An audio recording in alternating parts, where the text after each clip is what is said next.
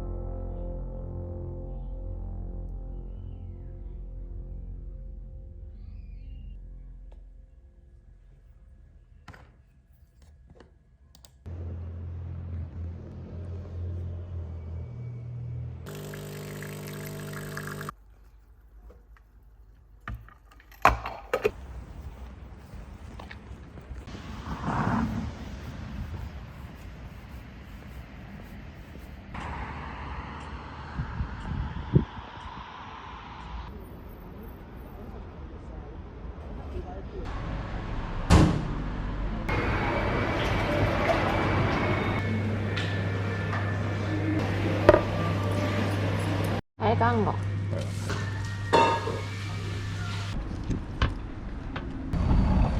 맛있다. 마셔볼래?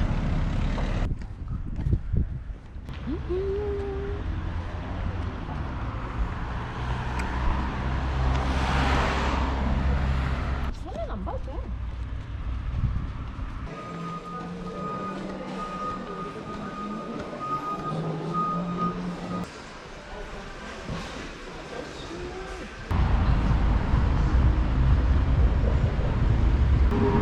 나 마스크 여기 있는데? 짜란! 나 저거 해보고 싶어. 트람에서 생일 파티. 마스크를 재미지양? 맘에 들었다? 우와, 뭔가 털컹했어. 세팅해줬어. 멈추라고. 팀버랜드 가서 신발 살 거야. Ich bringe ein paar Beispiele, weil zum Beispiel, wir haben nicht alle mögliche. 이거 너무 치기 불편한데? 원래 이래? 아저씨 사라졌어.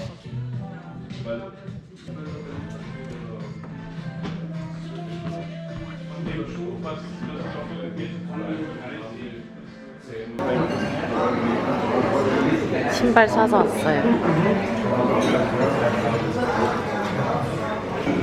다른 운동화 살 때는 여기서 38.5가 제일 이상적이었단 말이야. 그래서 내가 38에서 39 사이라고 한 거다 보니까 38은 작아 원래도. 하지만 아저씨가 38 여기 있어.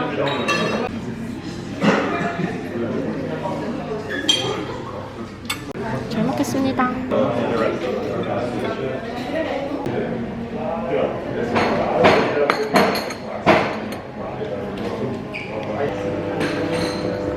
솔직히 석사 논문 주제 잡는 거는 그럼 너무 오래 걸려.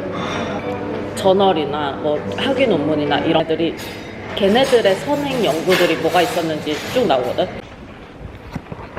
숑 숑.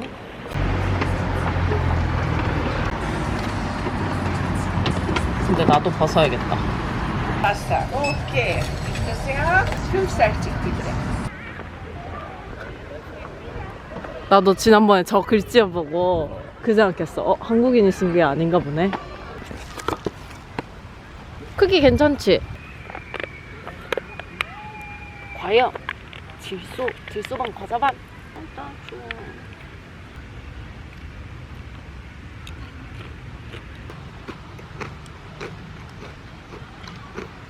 영을 만든 거야. 0도 숫자다 하면서 이제 개념을 만들었는데, 오늘은 이제 오스트리아에 정착하는데 몇 가지 도움이 되는 어플들을 소개를 해드리려고 하는데요. 우선 첫 번째는 바로 모인입니다. 모인은 제가 지난 영상에 조금 더 자세히 언급을 했었는데, 지난 영상에서는 제가 학생의 입장으로 돌아갔을 때 모인의 이점을 살펴봤다면, 오늘은 직장인의 관점에서 모인을 얘기를 해보려고 해요. 제가 처음 비엔나에 왔을 때 생각을 해보면, 비엔나에 이제 집을 구해서 보증금 내야 되고 월세도 내야 되고 가구도 새로 사야 됐고, 이제 독일에서 비엔나로 이사 오는 이사 비용도 지불을 했어야 됐고, 그리고 마지막으로 이제 비자 신청하는 비용들이 들었었는데, 이 금액들을 모두 합해보면은 사실 만만치 않은 금액이거든요. 저의 경우에는 이제 독일에서 지냈다 보니까 이미 기존 유로가 있어서 그 유로들을 사용을 해서 비엔나에 정착을 했지만, 한국에서 비엔나에 처음 오는 경우, 혹은 한국에서 처음 독일에 직장을 구해서 이사를 오는 경우에는 이렇게 이 비용들을 모두 한화에서 유로로 가지고 와야 되는데, 이 경우에는 이제 어떤 이점이 있는지 얘기를 해보려고 해요. 실제로 지난 영상을 보고 제 지인의 경우에는 한국에서 유럽으로 해외 파견 겸 연수를 나왔는데, 그때 이제 집을 구하고 보증금 지불하고 월세 지불하고 하는 등등의 이제 비용을 어떻게 지불을 해야 되는지 고민을 하다가 제 지난번 영상을 보고 모인에 가입을 해서 실제로 월세를 모인을 통해서 지불을 했거든요. 이 경우에도 제가 이제 카톡으로 정말 하루가 걸렸는지 얘기를 해봤던 인터뷰 내용이 있어요.